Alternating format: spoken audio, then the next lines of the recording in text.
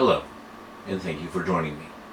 Veterans Day, Remembrance Day, Armistice Day, names given to a day that marks the end of a great war that killed more people than all wars previous combined.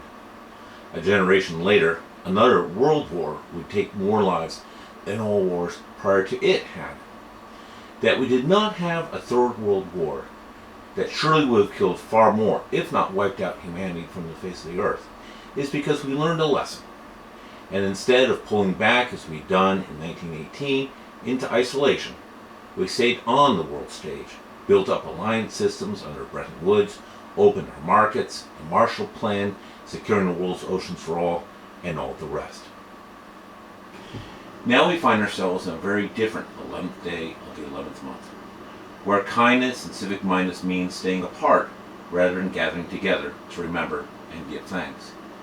It is, in a way, coming full circle, as when the First World War ended, a global pandemic took over, and it killed more people than the war that had just ended, a war that had killed more people than all our previous wars combined. Memory is a strange thing. On a personal, I've been digitizing and reviewing old Super 8 films, and some of the films, events, and people I remember very clearly, and others I had completely forgotten. In some cases, I cannot even recall. I share this because while we remember the Great War, albeit very differently here than most of the rest of the English-speaking world, it seems that until very recently, when forced to confront a current crisis, the flu pandemic was quickly forgotten. Lest we forget, often said, but I should like to say it now, as a way of saying thank you for your service and sacrifice.